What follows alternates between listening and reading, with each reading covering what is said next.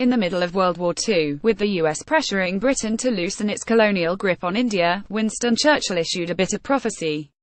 "Take India if that was what you want, take it, by all means," the British Prime Minister raged to a US diplomat in Washington.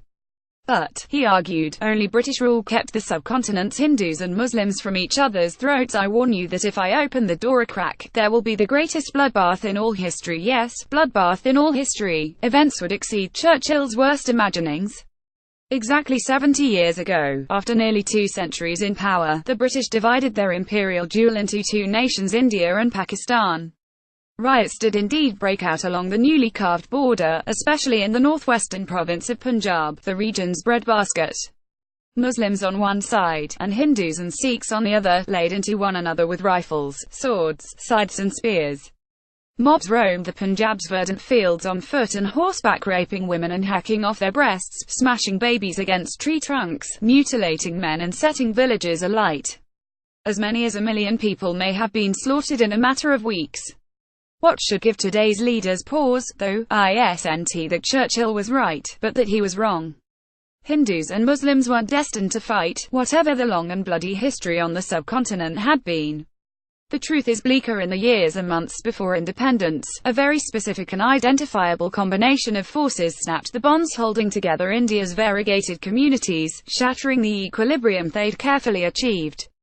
To varying degrees, those same forces once again threatened some of the world's most diverse, multi-ethnic societies, India among them. While India's communities had lived together for centuries, divisions lay just below the surface and sometimes above it.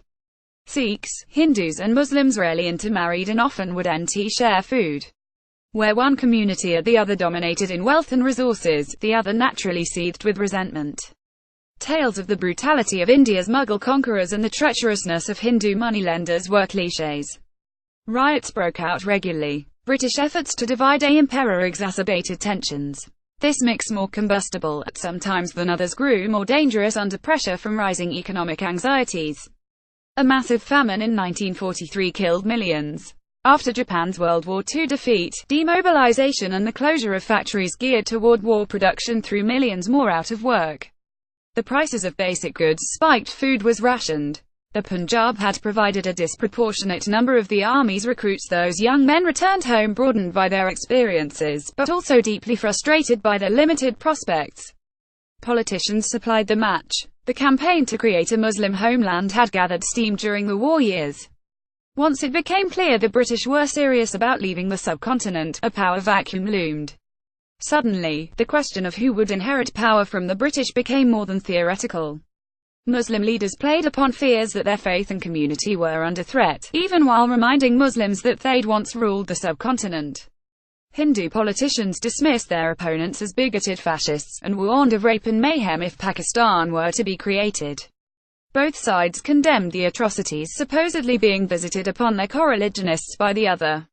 Fake news helped the flames to spread. As riots broke out ahead of independence, provocateurs crisscrossed the country with photos of dismembered bodies and charred Qurans, looking to incite retaliation.